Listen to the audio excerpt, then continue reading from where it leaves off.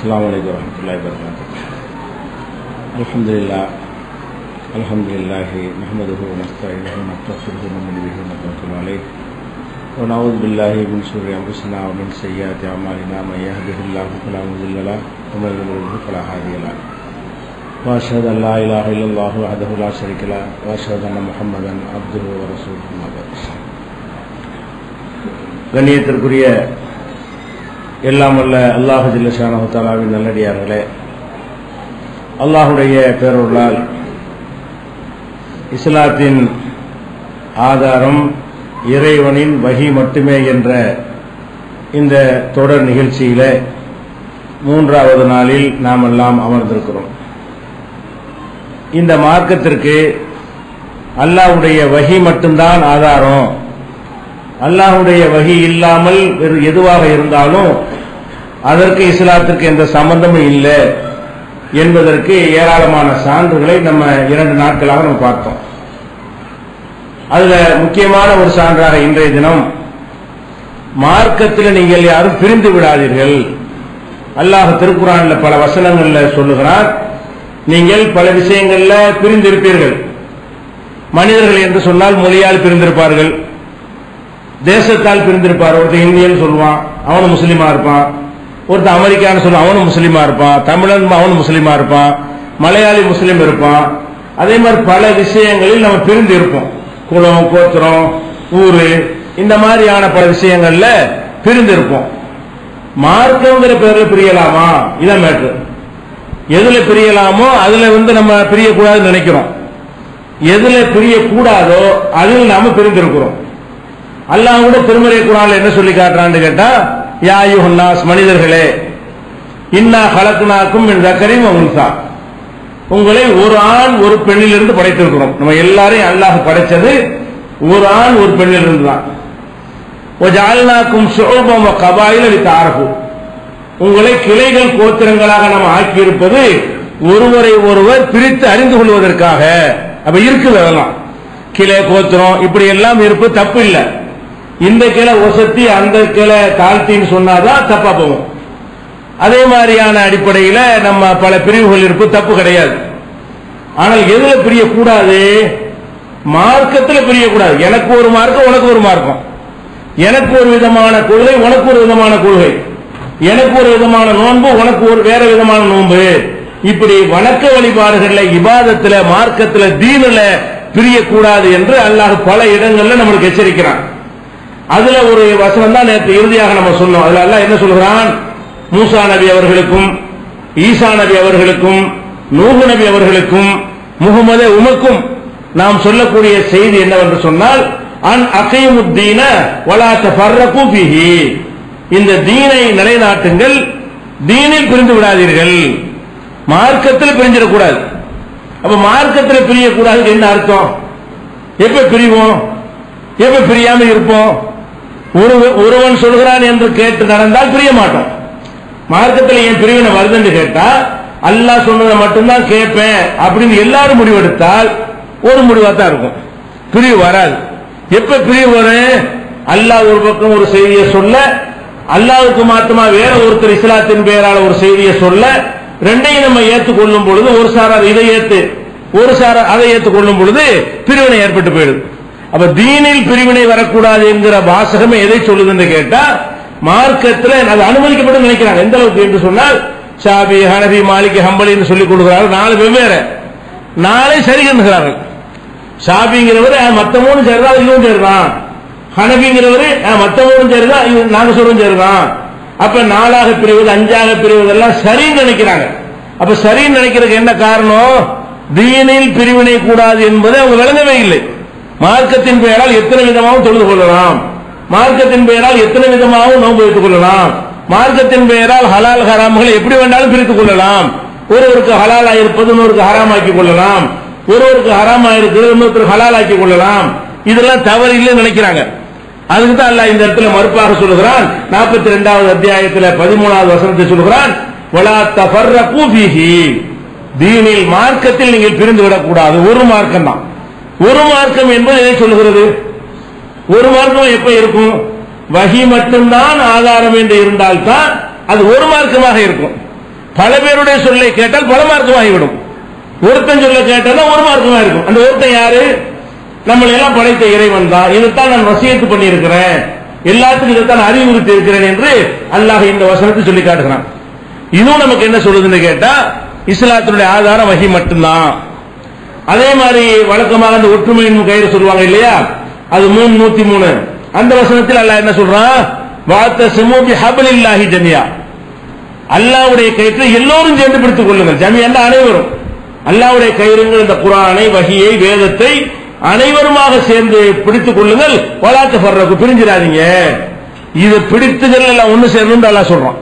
எல்லாருமா சேர்ந்து எதை பிடிக்கணுமா? அல்லாஹ்வுடைய ஹப்லை, அல்லாஹ்வுடைய கயிற்றை பிடிக்க வேண்டும். அல்லாஹ்வுடைய கயிறுக்கு என்ன அர்த்தம்? நபிகள் நாயகம் ஸல்லல்லாஹு அலைஹி வஸல்லம் விளக்கி விட்டார்கள், குர்ஆன் தான் அல்லாஹ்வுடைய கயிறு. அப்ப அல்லாஹ்வுடைய கயிறு என்று இந்த குர்ஆன்ல சொல்ற வசனத்திற்கு நபிகள் நாயகம் ஸல்லல்லாஹு அலைஹி வஸல்லம் அவர்கள் வேதம் என்று குர்ஆன் என்று விளக்கம் தந்திருக்கும் பொழுது அதை எல்லாரும் பிடிக்கணும். அப்ப எல்லாருமே சேர்ந்து குர்ஆனைத்தான் பிடித்துக் கொண்டோம் என்று சொன்னால் பிரிவு வராது.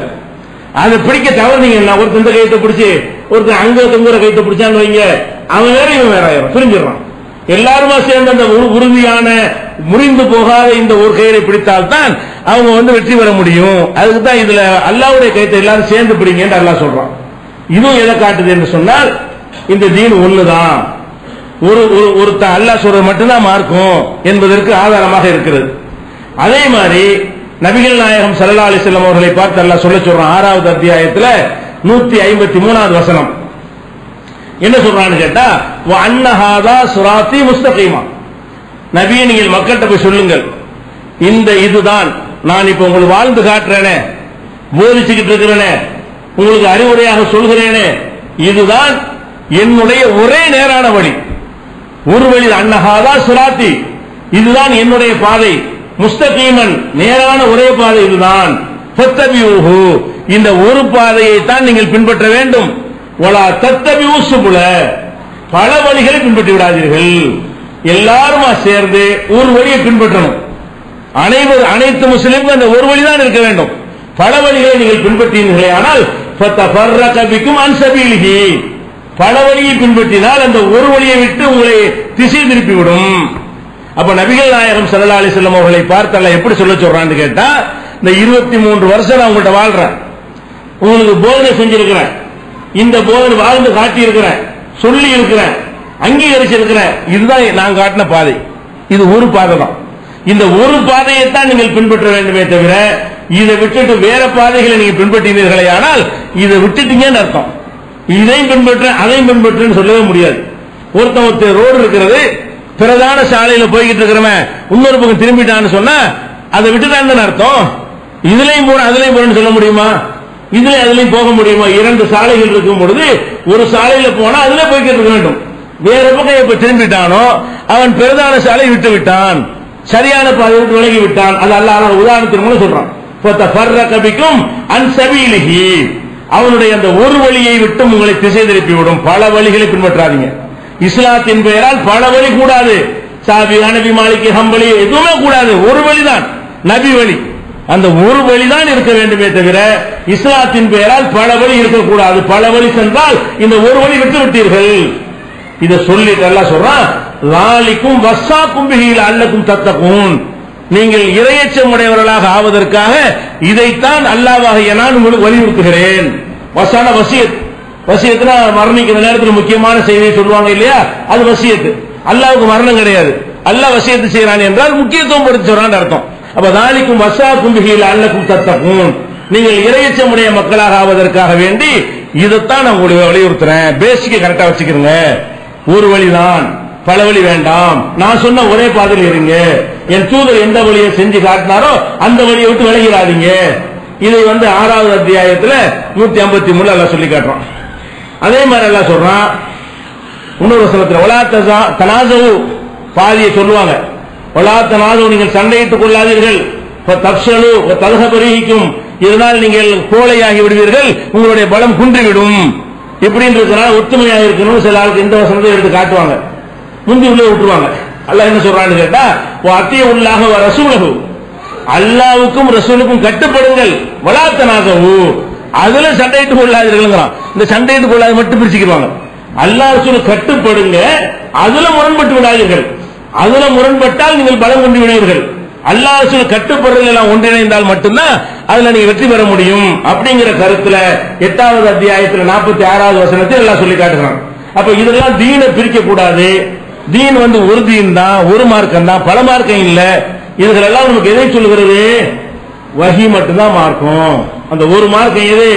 அல்லாஹ் நமக்கு எதை சொன்னானோ, அவனுடைய தூதர் வழியாக எதை காட்டினானோ அது ஒண்ணுதான் மார்க்கமே தவிர அவங்க காலத்துல இல்லாத எதுவா இருந்தாலும் எவ்வளவு அழகானதாக தோற்றமளித்தாலும் அது இஸ்லாம் அல்ல. இதெல்லாம் அல்லாஹ்வுடைய வஹி அல்லாஹ்வுடைய வஹி மட்டும்தான் மார்க்கம் என்பதற்கு ஆதாரமா இருக்குது.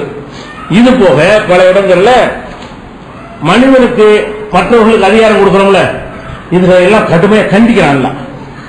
ஆளாளுக்கு ஹராம்ங்கிறீங்க, ஆளாளுக்கு ஹராம்ங்கிறீங்க, உங்க இஷ்டத்துக்கு ஏதாவது பண்ணுவீங்களா? இந்த மாதிரியான ஒரு துணியில அல்லாஹ் பல வசனங்கள்ல கண்டிக்கிறான். ஹலால் ஹராம்னு சொல்லி சட்டம் வகுக்கிற அதிகாரத்தை மனிதருக்கு கொடுக்குறாங்க இல்லையா? அதுல எல்லாம் கடுமையாக கண்டிக்கிற வசனங்களும் குர்ஆன்ல நிறைய இருக்கிறது. ஒரு உதாரணமாக சொல்வதாக இருந்தால் 16வது அத்தியாயத்துல 116வது வசனம், அதுல அல்லாஹ் சொல்லி காட்டுகிறான், வலா தகூலு, நீங்கள் சொல்லக்கூடாது, லிமா தசிபு அல்சினத்துக்குமுல் கதிப, உங்கள் நாவுகளால் பொய்களை உருவாக்கி, ஹாதா ஹலாலுன், இது ஹலாலு, ஹாதா ஹராமுன், இது ஹராமுன் என்று நீங்கள் சொல்லிவிடக் கூடாது. லிதப்தரு அலல்லாஹில் கதிப, இப்படி சொன்னால் அல்லாஹ் மேல நீங்க பொய்யை இட்டு கட்டுறீங்க. ஹலால்னு நான் சொன்னா தானே உனக்கு ஹலால் ஆகும். நான் சொல்லாத ஒன்றை நீ ஹலால்னு சொன்னா என் பேர்ல இட்டு கட்டுன்னு அர்த்தம். நான் சொல்லாத ஹராமாக்காத ஒன்றை நீ ஹராமாக்கினால் அப்ப நான் தான் ஹராமாக்கிறேன்னு மக்கள்கிட்ட கொண்டு போறேன். மக்கள் அப்படிதான் நம்புறாங்க. நீங்க சாதாரண ஹராமுடைய ஏதாவது சொல்லி பாருங்க, என்ன வழங்குவாங்க? ஓ அல்லாஹ் தான் ஹராமாக்கிட்டான்னு நினைப்பாங்க. இந்த ஹராம்ங்கிற வார்த்தைக்கு என்ன மக்கள் வழங்கிடுவாங்க? மக்கள்கிட்ட போய் என்ன செய்யுங்க, டீ குடிக்கிற ஹராமுங்கிறீங்க, மக்கள் என்ன வழங்கிடுவாங்க? ஓ அல்லாஹ் ஹராமாக்கிட்டான் வழங்கிடுவாங்க. அப்ப அல்லாஹ் ஹராமாக்குனான்னு இட்டுக்கிறதுன்னு சொல்றீங்க.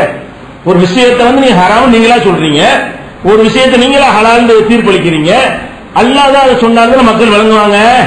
இப்படி சொன்னால் என்ன அர்த்தமாகிறேன்? அல்லாஹ்வின் மீது நீங்கள் பொய்யை இட்டு கட்டினீர்கள். அப்ப சொல்றான் அல்லாஹ், வலா தக்குனு, நீங்கள் சொல்லக்கூடாது, லிமா தசிபு அல்சினத்துக்குல் கதிப, உங்கள் நாவுகளால் பொய்களை உருவாக்கி கொண்டு, ஹாதா ஹலாலுன், இது ஹலாலு, ஹாதா ஹராமுன், இது ஹராம் என்று சொல்லக்கூடாது. லிதப்தரு அலல்லாஹில் கதிப, அல்லாஹ்வின் மீது பொய்களை இட்டு கட்டி இப்படி சொல்லிவிடாதீர்கள். இன்னல்லதீன யஃப்தரூன அலல்லாஹில் கதிப லா யுஃப்லிஹூன், அல்லாஹ்வின் மீது யார் பொய்யை இட்டு கட்டுகிறார்களோ அவர்கள் வெற்றி பெறவே மாட்டார்கள். சின்ன உதாரணத்துக்கு சொல்றேன் கேளுங்களேன். இப்ப கடல் பிராணி நண்டு இருக்கு, நண்டு கேள்விப்பட்டிருக்கோமா இல்லையா? நண்டு சாப்பிடலாமான்னு ஒரு கேள்வி வருது. முக்காவாசி இமாம்கள் ஹராம்ங்கிறாங்க. இமாம்கள் பேர் எடுத்த முக்காவாசி பேர் என்ன செய்யறாங்க? ஹராம்ங்கிறாங்க. அப்ப ஹராம்னு சொன்னா அது என்ன இருக்குன்னு அல்லாஹ் சொல்லணும். அதுக்குள்ள ஆதாரம் எங்கப்பா? அல்லாஹ் எங்கப்பா? அல்லாஹ் சொல்லியிருக்காங்களா? இல்ல. அல்லாஹ்வுடைய ரசூல் சொல்லியிருக்காங்களா? இல்ல. வேற எப்படி ஹராமாவும்? அப்ப அல்லாஹ்வும் நண்ட ஹராம்னு சொல்லல, அல்லாஹ்வுடைய ரசூலும் நண்டு ஹராம் சாப்பிடக்கூடாதுன்னு சொல்லவே இல்ல. ஒரே ஒரு மதுஹப்ல மட்டும் ஹலால்னு சொல்லியிருக்கிறாங்க, மற்ற மதுஹப்ல ஹராம்ங்கிறாங்க. அது இல்லாம நிறைய பேர் ஹராம்ங்கிறாங்க. இந்த ஹராம்னு சொல்ல நீ யார்? நண்டு ஹராம் ஆக்குறது நீங்க யாரு? அப்ப என்ன அல்லாஹ் மேல இட்டு கட்டுறா? அல்லாஹ் கடல்ல உள்ள எல்லாத்தையும் உங்களுக்கு ஹலால்னு சொல்லி காட்டுறான். உஹில்லலக்கும் சைதுல் பஹரி வ தஆமுஹு, கடலில் வேட்டையாடுவதும் அதில் உள்ள உணவுகளும் உங்களுக்கு ஹலாலாக்கப்பட்டு விட்டது. ஏதாவது ஹராம் இருக்குமானால் அவன் சொல்லி இருப்பான். கடல்ல உள்ள இந்த பிராணிகள் எது எது ஹராம் என்று அவன் உங்களுக்கு பட்டியல் போட்டு சொல்லி இருப்பான். அல்லாஹ் சொல்லல. அல்லாஹ் சொல்லாம இருக்கும்போது சுறா சாப்பிடக்கூடாது, நண்டு சாப்பிடக்கூடாது, இதெல்லாம் சாதாரண மட்டும் நீங்க நினைக்கிறீங்க. அல்லாஹ் சாதாரண எடுக்க மாட்டேங்கிறான். இதை சொல்ல நீனா நானா? அல்லாஹ் எப்படி எடுக்கிறான்? நீ நண்டு தின்னு திங்காம அதனால என்ன இருக்கு? நம்ம சாப்பாட்டு மேட்டர் அப்படி நினைக்கிறோம். சாப்பிடுற மேட்டர் நம்ம இருந்து சாப்பிடுறோம், தவிர்த்துட்டு போறோம். அப்படி கிடையாது. இதுக்கு அர்த்தம் என்ன? நண்டு சாப்பிடாத நண்ட ஹலால் நான் ஆக்கி இருக்கிறேன், அது நீ ஹராமுங்கிற. அப்ப நான் அனுமதித்து நீ தடுத்தால் நீ அல்லாவா? நீ நான் ஒன்னா? எனக்கு எதிராக நீ தீர்ப்பளிப்பியா? அப்ப என் மீது இட்டு கட்டி சொல். இந்த மாதிரி எல்லாம் எடுத்துக்கிறான் இதை.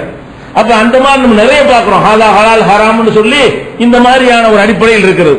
சில மதுஹப் இமாம்கள்ட்ட நீ கேள்வி கேட்டீங்கன்னா, ஒரு குருவியை எடுத்து மைனாவை சாப்பிடலாமா கேட்டா சாப்பிடலாம் சாப்பிடக்கூடாது சொல்லவே மாட்டாங்க. நீங்க எந்த மதுஹப்னு சொல்லுங்க, அது மாறு மதுஹப். அந்த மாதிரி சாதினா கூட அனுப்பினா சொல்றதுக்காக வேண்டி என்ன செய்வாங்க? எதையாவது சாப்பிடலாமான்னு கேட்டா சாப்பிடலான்னு ஒரு பதில் வராது. ஏன்? பிரிச்சு வச்சிருக்காங்க. ஒருத்தர் சாப்பிடலாம் இருக்காரு, ஒருத்தர் சாப்பிடக்கூடாது, ஒருத்தர் மக்ரூஹ் இருக்காரு, ஒருத்தர் ஹராம் இருக்காரு, 4 இருக்குது. நீ என்ன குரூப்ல சொல்லு, உனக்குரிய தீர்ப்பை நான் சொல்றேன்னு சொன்னா இது என்னது? அப்படிதான் இன்னைக்கு இருக்கிறது. பத்திரிகைகள், இஸ்லாமிய பத்திரிகைகள் நடத்துறவங்க கேள்வி கேட்டு பாருங்க, மதரசாக்கள்ல ஃபத்வா கேட்டு பாருங்க, ஒரு குறிப்பிட்ட பொருளை பற்றி சாப்பிடலாமான்னு கேட்டா நீங்கள் உங்கள் மதுஹபை சொல்லவில்லை, அதுக்கு தகுந்தவாறு தான் நாங்கள் தீர்ப்பளிக்க முடியும் அப்படின்னா என்ன அர்த்தம்? இதுதான் அல்லாஹ் மேல இட்டுக்கிறது. அல்லாஹ் ஒண்ணுதான் உண்மையா இருந்து மீதி 3 பொய் தானே. ஒண்ணுதான் அல்லாஹ் சொன்ன மார்க்கமா இருந்தால் மீதி 3 ஃபத்வா என்னது? அல்லாஹ் மேல இட்டு கட்டி இருக்கிறாங்க. அதுதான் இந்த வசனத்தை கடுமையா கண்டிக்கிறான். அதே மாதிரி அல்லாஹ் கேட்கிறான், அம்லஹும் சுரக்காவு ஷரவுலஹும் மினத்தீனி மாலம் ஏதனில்லா அல்லாஹ் அனுமதிக்காத ஒன்றை இவர்களுக்கு மார்க்கமாக்கக்கூடிய தெய்வங்கள் இருக்கிறார்களா? நான் அனுமதிக்கவில்லை, அதை மார்க்கம் நீ சொல்ற, அப்ப அவங்களாம் உனக்கு தெய்வங்களா? உனக்கு தனி மார்க்கத்தை உண்டாகக்கூடிய தெய்வங்கள் இருக்கிறார்களா? நல்லா கேட்கலாம். அப்ப இது எது கேட்கலாம்? இன்னைக்கு நம்ம இன்றைய சமூகத்தில், முஸ்லீம் சமூகத்தில் பார்க்கிறோம், ஒரு தர்காவை கட்டி அதை வழிபடுறான், அதை கடவுள் நினைச்சிட்டு கும்பிடுறான், அங்கேயும் பிரார்த்தனை செய்யறான், நேர்ச்சை செய்யறான். சில பேர் சமாதிகளில் போய் தவாப்பே செய்யறான், காபாவில் செய்யற மாதிரி என்ன செய்யறான், தவாப்புலாம் செய்யறான். இதெல்லாம் தீன்ல உள்ளதுன்னு ஒருத்தர் சொல்றான். அல்லாஹ் அதை கேட்கிறான், நான் அனுமதிக்காத ஒரு விஷயத்தை தீனு சொன்ன ஒரு குட்டி தெய்வம் யாரான்னு கேட்கறான். அது தெய்வம் அஜர்த்து சொல்லி கேட்டீங்கன்னா அந்த அஜர்த்து நீங்க அல்லாஹ் வைக்க இருக்கும்.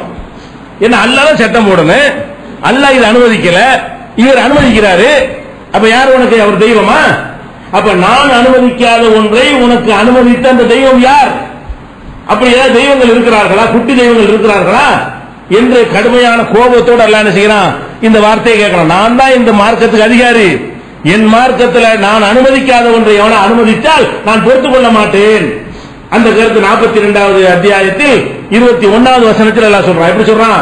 அம்லஹும் சுரக்காவு இவர்களுக்கு தெய்வங்கள் இருக்கிறார்களா, ஷரவுலஹும் மின தீனி தீனில் இவர்களுக்கு புதிய சட்டத்தை உருவாக்கி மாலம் யஅதன் பிஹில்லா அல்லாஹ் அனுமதிக்கவில்லையே அப்படியான ஒரு சட்டத்தை உண்டாக்கி தரக்கூடிய தெய்வங்கள் இவர்கள் இருக்கிறார்களா? அப்ப சட்டத்தை தெய்வம் தான் உண்டாக்கணும். அதுல அல்லாஹ் சொல்லி தரான், சட்டத்தை உண்டாக்குறான் தெய்வம் தான் உண்டாக்கணும். தெய்வம் ஒண்ணுதான் உலகத்துக்கு. நிறைய தெய்வம் இருந்தா நீ ஆளுக்கு ஒரு தெய்வத்தை சட்டத்தை உண்டாக்கிட்டு போ. இந்த உலகத்துக்கு, இந்த மார்க்கத்துக்கு தெய்வம் ஒண்ணுதான். அப்ப தெய்வங்கள் தான் சட்டத்தை உண்டாக்கணும் என்று சொல்லும் பொழுது உனக்கு சொன்ன தெய்வம் யாரு? அப்படி தெய்வங்கள் உண்டா என்று அல்லாஹ் கடும் கோபத்தோடு கேட்கிறான். அதே மாதிரி 5:87 வசனத்தில் சொல்கிறான், யா அய்யுஹல்லதீன ஆமனூ நம்பிக்கை கொண்ட மக்களே, லா துஹர்ரிமு தய்யிபாத்தி மா அஹல்லல்லாஹு லக்கும் அல்லாஹ் உங்களுக்கு ஹலாலாக்கி இருக்கிற தூய்மையான உணவுகளை நீங்கள் ஹராமாக்கி கொள்ளாதீர்கள். அல்லாஹ் உங்களுக்கு தூய்மையான உணவுகளை ஹலாலாக்கி இருக்கிறான், அதை நீங்கள் ஹராம் ஆக்கிறாதீங்க. வலா தாத்தது வரம்பு மீறாதீங்க. இன்னல்லாஹ லா யுஹிப்புல் முஅ்ததீன் வரம்பு மீறுபவர்களை நான் நேசிக்க மாட்டேன், அல்லாஹ் நேசிக்க மாட்டான் அப்படின்னு இதுல சொல்றான். இது என்ன மேட்ரு? அல்லாஹ் ஹலாலாக்குனத ஒருத்தன் திங்காம வந்து அல்லாஹ்க்கு நஷ்டமா? நமக்கு தான் நஷ்டம். நல்லா யோசிச்சு பாருங்க. இதுல அல்லாஹ் கோவம் வர தேவையே இல்லை. ஒரு 10 பொருள் இருக்கு, 5 பொருள் ஹராம்னு ஒதுக்கிட்டீங்க, உனக்கு நஷ்டம். இதுல அல்லாஹ்வுக்கு என்ன இருக்கு? ஒண்ணும் கிடையாது. ஆனா அல்லாஹ் என்ன சொல்றான்? இந்த முடிவெடுக்க நீ யாரு? அதான் அல்லாஹ் பாக்குறான். நீ நஷ்டப்படுறத பார்க்கல, அல்லாஹ்வுக்கு லாபம்னு பார்க்கல. நான் இதை எல்லாரும் சாப்பிடுங்கப்பா, இதை சாப்பிடலாம் அப்படின்னு நான் அனுமதிச்சுட்டேன். நான் அனுமதிச்ச 4 பொருள் எடுத்துக்கிட்டு இதெல்லாம் திங்க கூடாதுன்னு சொன்னா, இன்னென்ன காரியத்தை செய்யக்கூடாதுன்னு சொன்னா, அப்ப நீங்க என்னுடைய பவரை எடுத்துக்கலாம் இல்லையா? நீங்க திங்காம அது மேட்டரே கிடையாது. விரும்பாம ஒருத்தர் சாப்பிடாம இருந்தான்னு சொன்னா குற்றமும் கிடையாது. எத்தனை ஹலாலான உணவு இருக்கிறது. அந்த உணவுகள் சிலருக்கு பிடிக்கும், சிலருக்கு பிடிக்காது. சில பேருக்கு என்ன செய்ய, மீன் பிடிக்காது, மீன் சாப்பிட மாட்டாரு, அது குற்றம் கிடையாது. இது ஹராமும் சாப்பிட குற்றமாயிரும். உங்களுக்கு நண்டு பிடிக்காது சாப்பிடலையா, இறைச்சி பிடிக்காது சாப்பிடலையா, கோழி பிடிக்காது சாப்பிடலையா, நீங்கள் உங்களவுக்கு சாப்பிடாமல் இருந்து கொள்ளலாம். கோழியை கொண்டாந்து வைக்கும் போது கோழிலாம் ஹராமுங்க, முடிஞ்சு போச்சு, அவ்வளவுதான். அதுக்கு வர்ற கோபம் அல்லாஹ் எடுத்து வராது. அல்லாஹ் அவ்வளவு கோபப்படுவான். இது ஹராம், நீ யாரா? உனக்கு பிடிக்காது திங்காம போ. ஒன்றை ஹராம் என்று சொல்வதற்கான அதிகாரம் உனக்கு எங்க இருக்குது? அப்ப எந்த ஒரு பொருளையும் ஒருவர் தவிர்த்துக் கொள்வது என்பது வேறு. அல்லாஹ் ஹலால் சொல்லி இருக்கும் பொழுது அது ஹலால் என்று அறிவித்து விட்டு ஒன்னளவில் தவிர்த்துக் கொண்டால் குற்றம் இல்லை. ஹராம் ஆக்கினா குற்றம், வரம்பு மீறல். வரம்பு மீறின யாரும் எனக்கு பிடிக்காது, பிடிக்காது அர்த்தம், நரகத்தில் கூட அர்த்தம். வரம்பு மீறாதீர்கள், வரம்பு மீறியவர்களை நான் நேசிக்க மாட்டேன், வரம்பு மீறினா தண்டிப்பேன் அர்த்தம். இந்த கருத்தை அல்லாஹ் 5:87 சொல்லி காட்டுகிறான். அதே மாதிரி அல்லாஹ் கேட்கிறான் பாருங்க, எல்லாமே இந்த மக்கள் அவன் இஷ்டத்துக்கு ஹலால் ஹராம் பண்ணாங்கல்ல, யூதர்கள் வேதத்தை வச்சுக்கிட்டு அவங்களுக்கு தான் அல்லாஹ் இதெல்லாம் சொல்றான். அது இங்கே இருக்குது. எந்த யூதர்களுடைய இந்த செயல்களை எல்லாம் கண்டிச்சானோ அது எல்லா தன்மைகளும் நம்மிடத்தில் இருக்கிறது. அதை மாத்திரக்கு தான் தலைப்பு. அல்லாஹ் சொல்கிறான், கது ஹஸிரல்லதீன கத்லு அவுலாதஹும் சஃபஹம் பிகைரி இல்மின், அறிவு இல்லாமல் தங்களுடைய பிள்ளைகளை தாங்களே புதைத்துக் கொள்ளுகிறார்களே. அது ரசூலுல்லாஹ் காலத்தில் இருந்துச்சு. உயிரோட குழந்தைகள் பொம்பளை பிள்ளை பிறந்தா சாவடிச்சு போடுவாங்க. அப்ப தங்களுடைய பிள்ளைகளை அறியாமையின் காரணமாக கொலை செய்கிறார்களே, அவர்கள் நஷ்டமடைந்து விட்டார்கள். வஹர்ரமூ மா ரஸகஹுமுல்லாஹ், அல்லாஹ் அவர்களுக்கு ஹலால் ஆக்கியதையும் ஹராம் ஆக்கி விட்டார்களே, அவர்கள் நஷ்டமடைந்தார்கள். அல்லாஹ் அவங்களுக்கு சில விஷயங்களை ஹலால் ஆக்கி இருக்கிறான். ஹலால் ஆக்கின விஷயத்தை யார் ஹராம் ஆக்கிட்டானோ அவன் நஷ்டமடைந்து விட்டான். இஃப்திரான் அலல்லாஹ், அல்லாஹ்வின் மீது இட்டு கட்டிய காரணத்தினால. எதனால நஷ்டமடைகிறான்? அல்லாஹ் ஹலால்ங்கிறான், இவன் ஹராம்ங்கிறான். அப்ப அல்லாஹ் தான் ஹராமாக்குறாங்கிற மாதிரியான ஒரு தோற்றத்தை மக்கள் மத்தியில உண்டாக்குறான், ஒரு கருத்தை மக்கள் மத்தியில் விதைக்கிறான். அப்ப அல்லாஹ்வின் மீது இட்டு கட்டிய காரணத்தினால நஷ்டமடைந்து விட்டார்கள். கது வல்லு, இவர்கள் வழிகட்டு போய்விட்டார்கள். வமா கானு முஹ்ததீன், இவர்கள் நேர்வழி பெற்றவர்களே இல்லை. எப்படி சொல்றான்னு பாருங்க. அப்ப அல்லாஹ் ரிஸ்க், அல்லாஹ் தந்திருக்கிற ரிஸ்கை ஹராம் என்று நீங்களா சொன்னால், அவன் பன்றியை ஹராம் ஆக்கியிருக்கான் ஹராம்னு சொல்லுங்க. நாயை தூதர் மூலமா நாயை ஹராம் ஆக்கியிருக்கிறான், அது ஹராம்னு சொல்லுங்க. அது மாதிரி கழுகை இது மாதிரியான பிராணிகளை ஹராம் ஆக்கி இருக்கிறான், அல்லாஹ் ஹராம்னு சொல்லுங்க. அல்லாஹ் ஹராம் ஆக்காம இருக்கும் பொழுது நீங்களாக ஒன்றை ஹராம் என்று சொல்வீர்களே, ஆனால் அது என்ன சொல்ல போனா, உதாரணமா நாங்கெல்லாம் சிறுவர்களாக இருந்த மக்தபுல் அலிபி ஓதிக்கிட்டு இருக்கிற காலத்துல அரக்கை சட்டை போட்டு போவோம். அரக்கை சட்டை போற ஹராமு அது சொல்லுவாரு. அரக்கை சட்டை போட்டு போனோம்னா அரக்கை சட்டை ஹராமும். நாங்கள் அரக்கை பள்ளிக்கூடத்துக்கு போவோம், அரக்கையோட போவோம். பள்ளிக்கு ஓத போவோம், முழுக்க போவோம். 2 சட்டை வச்சிருப்போம். சின்ன பிள்ளைகள் என்ன செய்வாங்க, எல்லா வீடுகள்லயுமே 2 சட்டை வச்சிருப்பாங்க பிள்ளைகளுக்கு. 2 சட்டை 2 வகையில. பள்ளிக்கு அனுப்பும் போது முழுக்கை சட்டையும், பள்ளிக்கூடத்துக்கு அனுப்பும் போது அரக்கை சட்டையும். எதனால அப்படி செஞ்சாங்க? இந்த அஜர்த் என்ன செய்வாரு, ஹராம செஞ்சுக்கிறாரு, அரக்கை சட்டையை போட்டு பள்ளிக்கு வரலாமா அப்படிங்கிறாரு. இது அல்லாஹ் இட்டு கட்டுறதானே? அல்லாஹ் அரக்கை சட்டையை ஹராம் ஆக்கி இருக்கிறானா? அரக்கை சட்டையை சட்டை அறவே கைக்கு சட்டை இல்லாம ரசூலுல்லாஹ் இருந்திருக்கிறாங்களே. ஒரு துண்டை மட்டும் போத்திக்கிட்டு முழு கையுமே வெளியே தெரியும், அப்படித்தான் ரசூலுல்லாஹ் இருந்திருக்கிறாங்க. அப்ப அந்த அரக்கை சட்டை ஹராம் என்று எல்லாம் சொன்னார்களே, அதை நம்ம கேட்டு நடந்தமா இல்லையா? அதுக்கு என்ன காரணம்? இஸ்லாத்தின் ஆதாரம் வஹீன்னு தெரியல. ஆதாரத்தை கூட நீங்க எங்க பாப்பா கேட்டுக்கணுமா இல்லையா? நான் சின்ன பிள்ளை கேட்கல, என் தகப்பனார் கேட்டுக்கணும்ல. எப்படி நீ சொல்லலாம்? அது ஒரு ஆதாரத்தை கூட என் தகப்பனார் கேட்கல, என் பாட்டனாரும் கேட்கல, ஏன் அவங்களுக்கு மார்க் அறிவு இல்ல, நாளைக்கு கேட்டக்கூடாது. பேண்ட் போட ஹராம் நாங்களா இல்லையா? நாங்கெல்லாம் சிறுவர்களா இருந்த காலத்துல செய்வாங்க, பேண்ட் போடக்கூடாது ஹராமு. ஏன் ஹராம்? ஹராமு அப்படின்னா என்னது? ஏன் போடக்கூடாது, பேண்ட் போடக்கூடாது அப்படி குர்ஆன்ல இருக்குதா? எந்த ட்ரெஸ் வேணாலும் போடலாம், தடுக்கப்பட்டது. பட்டு ஆடை ஆண்களுக்கு தடுக்கப்பட்டிருக்கிறது, காவி உடை தடுக்கப்பட்டிருக்கிறது, பாக்கி எதுவும் தடை கிடையாது. எந்த விதமான ஆடை என்ன செய்யல, மார்க்கத்தில் தடுக்கப்படவே இல்லை. பெண்களாக இருந்தால் அவங்களுடைய அங்க அவயவங்களை வெளிப்படுத்தி காட்டக்கூடிய ஆடைகள் தடுக்கப்பட்டிருக்கிறது, வேற எதுவும் தடை கிடையாது. அப்ப அந்த மாதிரி இருக்கும் பொழுது நீ அரக்கை சட்டை போடாத, பேண்ட் போடாத, கிராப் வெட்டக்கூடாது ஹராம். நாங்கெல்லாம் சின்ன பிள்ளைகள் முடி வெட்டுறோம்ல, முடி கிராப் மாதிரி வெட்டுவாங்க, இந்த மாதிரி வெட்டு. இதெல்லாம் வெட்டினா என்ன செய்யறது? ஹராம். அந்த காலத்துல ஹராம் பண்ணுவாங்க, கிராப் வெட்டுன்னு வேறு ஹராம்னு சொல்லிடுவாங்க. முட்டை தான் போடணும், இல்லைன்னா என்ன செய்யணும், புள்ள கிருதா மாதிரி வச்சிருப்பாங்க.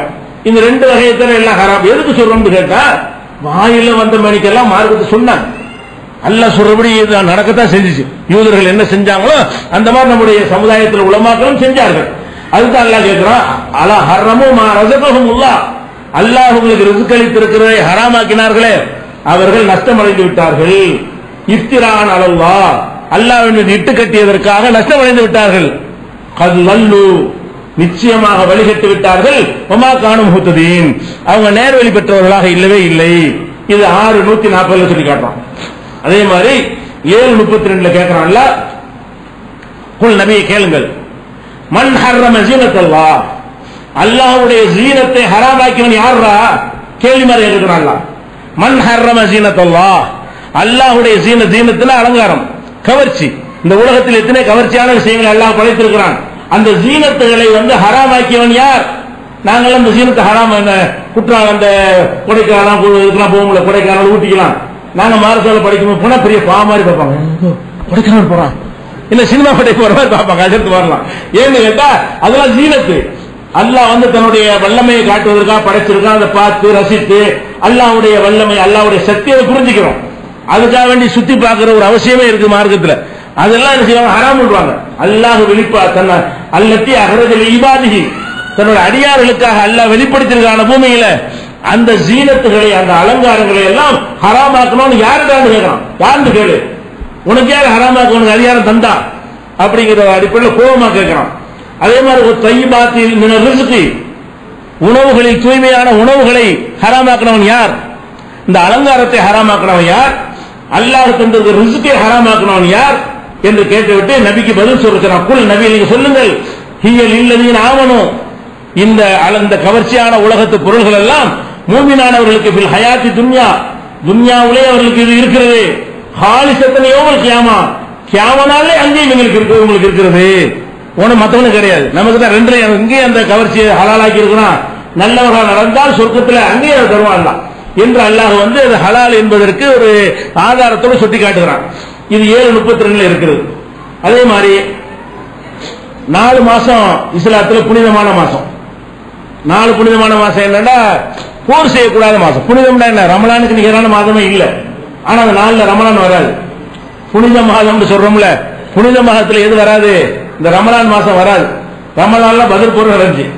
போர் செய்யப்பட்டு தடை செய்யப்பட்ட மாதத்தில் இது வரல, இது வரல.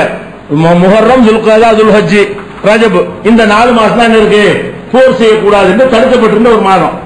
எவ்வளவு சண்டை வந்தாலும் இந்த 4 மாசத்துல என்ன செய்ய மாட்டாங்க, சண்டை செய்ய மாட்டாங்க. இதுல என்ன பண்ணாங்க கேட்டா, மக்காவில் உள்ள காபிர்கள் ஒரு தேவை வரும்போது முகரத்தில் சண்டைக்கு போவாங்க. முகரத்தில் போகக்கூடாதுல, அதுக்காக என்ன செய்வாங்க, முகரத்தில் சண்டைக்கு போயிட்டு நம்ம ரமலான்ல ஹராமாக்கிடுவோம், வேற மாசம் வச்சுக்கிறது. ஏதோ 4 மாசம் கணக்கு, நம்ம முகரத்தில் போய் யுத்தத்தை முடிச்சுட்டு நம்ம என்ன செய்வோம், ஷாபான்ல வச்சுக்கிடுவோம், ஏதாவது மாசத்துல ரபியுல் நம்ம புனிதமாக்கிடுவோம். அப்ப 4 மாதங்களை பெயர் குறிப்பிட்டு புனிதமானது என்று சொல்லி இருக்கும் பொழுது இவங்க என்ன செய்வாங்க, புனிதமான மாதத்துல சண்டைக்கு போயிட்டு அந்த மாதத்துக்கு பதிலாக இந்த ஆண்டு நம்ம ஷாபானுக்கு மாத்தி விட்டோம், ஷாபான் மாதத்துல நாங்க சண்டை செய்ய மாட்டோம், அதுக்கு பதிலாக இந்த மோர மாசத்துல போய் நாங்க யுத்தம் செய்ய போறோம் அப்படின்னு செய்வாங்க. இது இப்ராஹிம் அலைஹிஸ்ஸலாம் காலத்திலிருந்து இருந்து வரக்கூடிய ஒரு மார்க்கம். இது இஸ்லாம் ஏத்துக்கிடுச்சு. 4 மாசம் புனித மாசம்ங்கிறது அதெல்லாம் கண்டிக்கிற. அப்படி கேட்கிறானா, இன்னமன் நசீவு, இந்த மாதங்களுடைய புனிதத்தை தள்ளி போடுவது, நசீவுனா தள்ளி போடுவது, ஜியாதத்துன் ஃபில் குஃப்ரி, ஏற்கனவே இந்த குஃப்ரை இன்னும் ஜாஸ்தி ஆக்கணும். நீங்க ஏற்கனவே குஃப்ர்ல கடந்துட்டு இருக்கிற, 10வது என்ன செய்யற, புனிதமான மாதம் 4 மாதத்தை சொல்லி இருக்கும் பொழுது கேள்வி பண்ற விதமாக நீ புனிதமாக்குறத கையில் எடுக்கிற. அப்ப அல்லாஹ் தான் முஹர்ரத்தை புனிதமாக்கி இருக்கிறான்னு சொன்னா அந்த புனிதத்தை காப்பாத்தணும். நீ அந்த புனிதத்தை எடுத்துட்டு அப்புறம் என்ன செய்யற, ஷாபான் மாதத்துக்கு அந்த புனிதத்தை கொடுத்துட்டேன்னு சொன்னா நீ குஃப்ரை ஜாஸ்தி ஆக்கிக்கிற. யுஹில்லு பிஹில்லதீன கஃபரு யுஹில்லுனஹு ஆமன் வ யுஹர்ரிமுனஹு ஆமன். சில வருடங்களில் ஹலால் என்று சொல்கிறார்கள், சண்டை செய்யலாம் என்கிறார்கள் அந்த மாசத்துல. சில வருடங்களில் சண்டை செய்யக்கூடாது என்கிறார்கள். இப்படி சொல்லி தள்ளி போடுவது குஃப்ரை ஜாஸ்தி ஆக்கிவிடும். இதுக்கு என்ன வழங்குது, ஒரு 4 மாத புனிதம் அறிவிச்சான்னு சொன்னா அது தள்ளியே போடக்கூடாது. அவன் அறிவிச்சதுதான். எந்த காரணத்துக்காக என்ன செய்ய முடியாது, போய் மாற்றிட முடியாது. இப்படி செய்பவர்களை எல்லாம் என்ன செய்யறான், கடுமையாக கண்டிக்கிறான். இவங்களை சொல்லிட்டு இவங்களுடைய கெட்ட செயல் இவங்களுக்கு அழகா தெரிகிறது, கொஞ்சம் கூட உறுத்தல் இல்லாம செய்வாங்க. இப்படி மாதத்தினுடைய புனிதத்தை தள்ளி போட்டுட்டு அதுல எந்த விதமான உறுத்தல வெக்கமும் இல்லாம சர்வ சாதாரணமா அதை செய்வாங்க. அழகாக காட்டப்பட்டிருக்கிறது, வல்லாஹு லா யஹ்தில் கௌமல் காஃபிரீன், இந்த காபிர்களுக்கு அல்லாஹ் வழிகாட்ட மாட்டான். இப்படி அல்லாஹ் செஞ்ச புனிதத்தை தள்ளி போடுறதெல்லாம் கூட கையில எடுக்கிறதாம். நம்மளும் சொன்னா தள்ளி போடுறோமா இல்லையா, நோன்பு இருக்கிறது தள்ளி போடுறீங்களா, என்னது எந்த மாதத்தில் உள்ளது, நோன்பு இருக்கிறது ஒரு டைம் இருக்குது. என்ன டைம், சும்மா திமுசியாம இல்லை. குர்ஆன்ல அல்லாஹ் சட்டம் போடுறான், என்ன போடுறான், நோன்பை இரவு வரும் வரை பூர்த்தியாக்குங்க. இரவுங்கிறது என்ன, இஸ்லாத்துல இரவுங்கிறது என்ன, சூரியன் மறைகிறதா இரவு. ரசூல் அப்படின்னு சொல்லிட்டாங்க. இரவு சூரியன் கண்ணை விட்டு மறைஞ்சிருச்சுன்னு சொன்னா உடனே என்ன செஞ்சிருங்க, நோம்பாளி நோம்பு திறந்துடணும் அப்படின்னு சொல்லி இருக்கிறாங்க. அதே மாதிரி லா யஸாலுன் நாஸு பிஹைரின் மஅஜ்ருல் ஃபித்ர, நோம்பு திறப்பதை விரைந்து விரைந்து செஞ்சால்தான் நீங்க நல்ல காரியத்தை செய்றீங்கன்னு அர்த்தம் அப்படிங்கிறாங்க. அப்ப இன்னைக்கு 6:37க்கு இன்றைய தேதியில சூரியன் மறையுது சென்னைக்கு கணிச்சு சொல்றோம். இது ஒவ்வொரு ஊருக்கும் கணிச்சு சொல்றோம். ஒவ்வொரு ஊருக்கும் எடுத்துக்கொண்டாலும் என்ன செய்யுது, இன்னைக்கு எல்லாம் அப்ளிகேஷன் ஆண்ட்ராய்டு வச்சிருக்கிறீங்க, எல்லாத்தையும் பிரேயர் போட்டு பாருங்க, அதுல என்ன ஒரு சென்னை லொகேஷன் தேர்ந்தெடுத்தீங்கன்னு சொன்னா சென்னையில எத்தனை மணிக்கு சூரியன் மறையும் அதுல என்ன செய்யுது அவன் கணக்கு பண்ணி சொல்றான். எந்த ஒரு தேர்ந்தெடுத்தாலும் அந்த ஊர் கரெக்டா காட்டும். சென்னைக்கு இன்னைக்கு போட்டு 6:32 போட்டிருக்கு, நோம்பு அட்டைன்னு போட்டிருக்காங்க, 6:42 போடுறாங்க. 6:37 சூரியன் மறைஞ்சிருது. சூரியன் மறைஞ்சிற வரைக்கும் தான் நோம்பு வைக்கிற கடமை இருக்குது. நம்ம போடுற நோம்பு டயத்தில் 37 இருக்கும். மற்றவங்க சுண்ணத்தை மாத்திரம் போடுற அட்டை எடுத்துக்கிட்டீங்கன்னா 6:37 மறைந்த பிறகு 42க்கு நோம்பு திறக்கணும் அப்படின்னு 42 போடுறாங்க. இப்படி எல்லாம் அனுமதிச்சு தள்ளி போட்டு யாரு? அல்லாஹ் எங்களுக்கு கட்டளை போட்டது எது வரைக்கும் தான்? சூரியன் மறையிற வரைக்கும் தான் நோம்பு வாளியா இருக்கு கட்டளை எடுத்துக்கிறான். இன்னொரு 5 நிமிஷம் உனக்காக இருக்க சொல்லியாப்ப இன்னொரு 5 நிமிஷம் நான் நோம்பா இருப்பது யாருக்கா வேண்டி? நீ சொல்வதற்காக நான் இருக்கணுமாப்ப? உனக்கு நான் கட்டுப்படணுமாப்ப? நீ வந்து இறைவனா? அப்ப இறைவன் ஒரு மாசத்தை கொஞ்சம் முன்ன பின்ன தள்ளுறதில்ல கண்டிக்கிறான், அது மாத்திரம் இல்லையும் கண்டிப்பா. அப்ப அல்லாஹ் அனுமதித்திருக்கிற நேரம் எதுன்னா சூரியன் மறையிறது தான். எப்ப நிக்கணும், அவசரப்படணும், நம்முடைய பலவீனத்தை காட்டணும். இறைவா நீ சொன்னனாலதான் பசியா இருந்தேன், இதுக்கு நமக்கு முடியாது, உனக்காக நான் கட்டுப்பட்டு இருந்தேன் அப்படின்னு சாப்பிட்டா தான் சந்தோஷப்படுவான். இது என்ன பெரிய இன்னொரு 3/4 மணி நேரம் இருப்பேன், இது திமுரு. சூரியன் மறைஞ்சவன சாப்பிடாம உட்கார்ந்து திமுரு என்னது, இதெல்லாம் பெரிய மேட்டரா எனக்கு? அப்படி இருக்க பலவீனம் இருக்கணும். அடியான் என்ன செய்யணும், எனக்கு ஏழாது, பசி தாங்க ஏழாது, நீ படைச்சிருக்கிற, உனக்காக கட்டுப்படுத்தி இருந்தேன், எப்ப அலைஞ்சா ஒரு மாதிரியா பாக்குறாங்க. அப்படி பார்க்க தேவையில்லை. தேவமாச்சா அது கேவலமானதா? பார்க்கத்தான் செய்யுங்க. உன்னை 8 நிமிஷம் இருக்கு, 8 நிமிஷம் இருக்குன்னா அது சந்தோஷப்படுற விஷயம், அது இழிவுபடுத்துற விஷயம் கிடையாது. சபையில வச்சே கேட்கணும். இது வந்து இந்த இழிவுமா நினைக்கிறாங்க. என்னோட பறக்கிறேன் பறப்புன்ற சொல்லிருக்கிறாங்க. அஜ்ஜல் உண்டான பறக்கிறது. நோம்பு இருக்கிறதுக்கு யார் பறக்கிறார்களோ அவங்க தான் நன்மை செய்கிறார்கள். அதனால எப்ப சூரியன் வரும், எப்ப 37 வரும், எப்ப 36 வரும், 5 செகண்ட் 10 செகண்ட் அப்படி எண்ணிக்கிட்டு இருந்தா கூட தப்பு கிடையாது. அப்ப அவன் தான் கரெக்டா பேணுறான்னு அர்த்தம். அப்ப இதுல கூட என்ன பண்றாங்கன்னு கேட்டா, பேணுதல்ங்கிற முறையில 5 நிமிஷம் 10 நிமிஷத்தை அவங்க சேர்த்து கொண்டு நோம்பு இருக்கிற டைம்னு போடுறாங்க. இது கண்டிக்கிட்ட இதெல்லாம் ஹலாலாக்குற விஷயம் தான். இதுதான் இதெல்லாம் சட்டத்தை உண்டாக்குற விஷயம் தான். அதே மாதிரி சகருக்கு அப்படி செய்யறாங்க. சகருக்கு நம்ம ஒரு எத்தனை சுகுரு வருதோ அதோட என்ன செய்யுது, சகரை வந்து நம்ம முடிச்சுக்கணும். இவங்க என்ன செய்யறாங்கன்னு கேட்டா, 4 நாள் 24க்கு வந்து சகர் வந்து சுகு வருதுன்னு வைங்களேன், 4-14 என்ன செய்யறது, சார் 5-14 வருதுன்னு வைங்களேன். அப்ப என்ன செய்வாங்கன்னா இவங்க ஒரு 10 நிமிஷம் முந்திக்கிறாங்க. கேட்ட பேணுதல் சுபுவுக்கு 10 நிமிஷத்துக்கு முன்னாடியே சாப்பாடு நிறுத்திக்கிறேன். நோம்பு சூரியன் மறைஞ்சி 10 நிமிஷத்துக்கு பின்னாடி தான் சாப்பிடணும். கடைசியில் ஒரு 20 நிமிஷத்தை நம்ம நோம்பை கூட்டிட்டாங்க. 20 நிமிஷம் நோம்பை ஆரம்பிக்கிறதுல ஒரு 10 நிமிஷம் 20 நிமிஷமும் முடிக்கிறதுல 10 நிமிஷம் சேர்த்து 12 மணி நேரம் நோம்பை 12 மணி நேரம் ஆக்கி போடுறாங்க. அப்ப இதெல்லாம் மனுஷன் தானே செய்யறான். இதெல்லாம் அல்லாஹ்வுடைய சட்டத்தை கையில் எடுக்கிற மாதிரியான ஒரு அம்சமாக இருக்கிறது. இதுதான் அல்லாஹ் கண்டிக்கிறான். அதே போல நபிகள் நாயகம் ஸல்லல்லாஹு அலைஹி வஸல்லம் அவர்கள் இதை எப்படி எச்சரிக்கிறாங்கன்னு பாருங்க. மன் அஹதத ஃபீ அம்ரினா ஹாதா மா லைஸ மின்ஹு, இந்த மார்க்கத்துல இல்லாத ஒன்றை ஒருத்தன் உண்டாக்கினானேயானால் ஃபஹுவ ரத்துன், அது நிராகரிக்கப்பட்டுவிடும். இது முக்கியமான அடிப்படை. இந்த இவ்வளவு வசனங்களுக்கு விளக்க உரையாக நபிகள் நாயகம் ஸல்லல்லாஹு அலைஹி வஸல்லம் இந்த ஒரு சொல் இருக்குது. இந்த மார்க்கத்துல என்னென்ன இருக்கு நான் சொல்லி தந்துட்டு போயிட்டான். அதுல ஒருத்தன் இல்லாத உண்டாக்குனான் என்று சொன்னால் அது அல்லாஹ் ஏற்றுக்குவானா? நிராகரிக்கப்பட்டு என்ன அர்த்தம்? கூலி கிடைக்காது, அது அமல் இல்லை, அது அந்த நோம்பு கிடையாது, அந்த தொழுகை கிடையாது, அந்த திக்ர் கிடையாது. நான் சொல்லாத ஒன்றை உருவாக்கி சொன்னால் அது ரத்து செய்யப்படும்.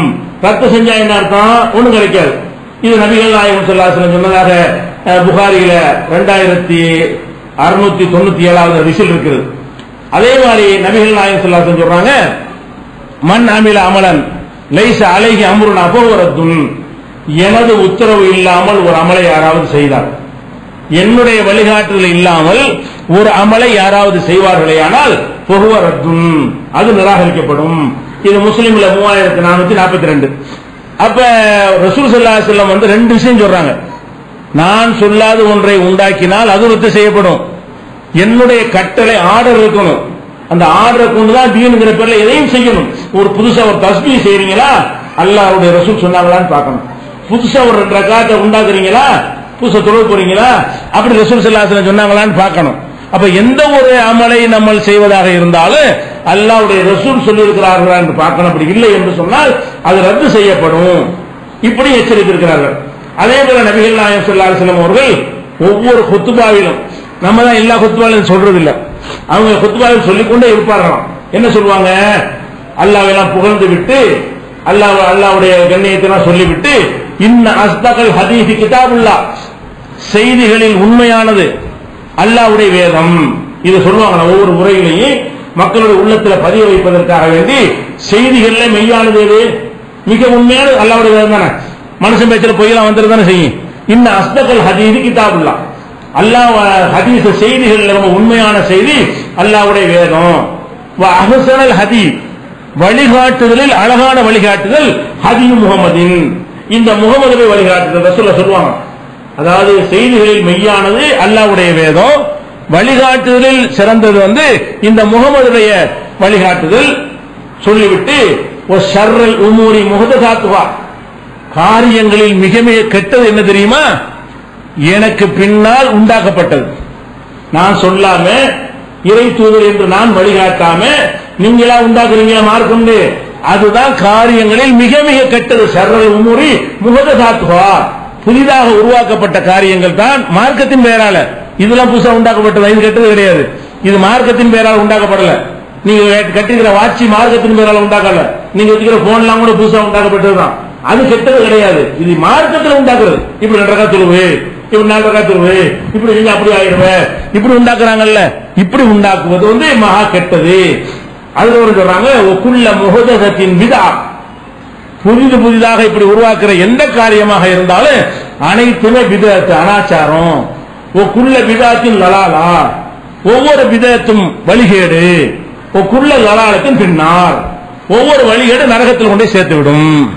அழகா சொல்றாங்க. அத வேதம் தான் வழிகாட்டி. நான் ஒரு வழிகாட்ட வந்திருக்கேன், ஏன் சொல்ல கேட்டுக்க. நாங்க ரெண்டும் இல்லாம நீங்க தான் உண்டாக்கிட்டீங்கன்னா அது கெட்டது.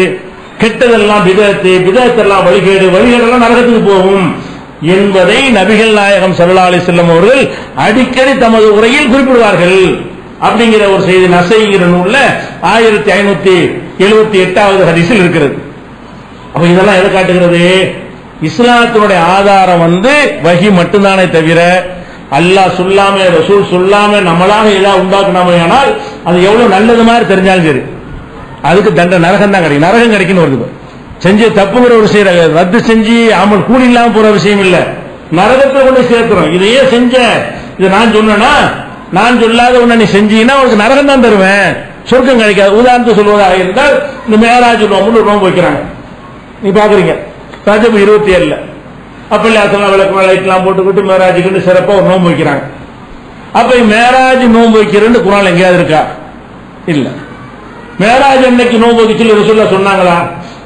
சஹாபாக்கள் வச்சாங்களா? இல்ல. சொல்ல போனால் மேராஜ்ங்கிற சம்பவத்தை பற்றி தான் ஹதீஸ்ல இருக்கே தவிர எந்த மாசம் எந்த தேதிங்கிறதே இல்ல. ஏன் இல்ல? அதை ஒரு கொண்டாட்டமாகவே அவங்க வைக்காதனால யாரும் தேதி தெரியல.